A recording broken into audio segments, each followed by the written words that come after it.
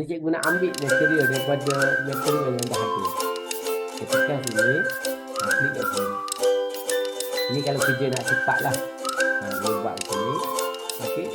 Tekan dekat pintu ni. Okey. Kat sini Q, stop. Nampak? Cikgu pun tak guna video kamera. Stop, set. Terus kita boleh putus-putus. Open.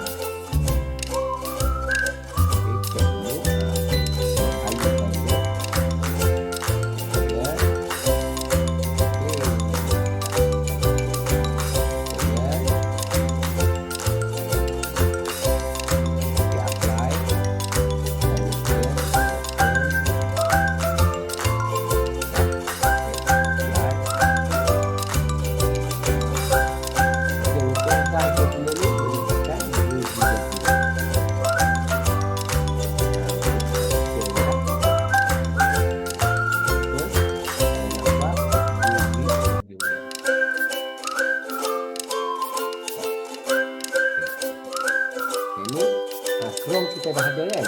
Kita akan okey.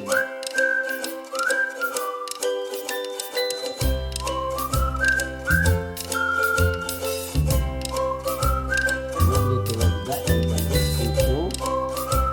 Kita ada minat nak buat preview nanti ya. Refresh.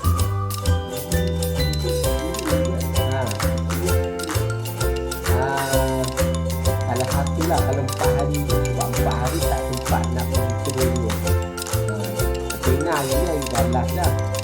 Jadi dia dah untuk interior dah lah. Kalau untuk exterior biasanya bakal tambah 2 hari lagi lah. Sebab dah. Kalau kita kalau protector dia tengok exterior. Kalau kita sebagai IT nak tengok interior je. Kita tak nak tengok exterior. Kalau landscape nak exterior. Dia tengok batu pada bidang lah.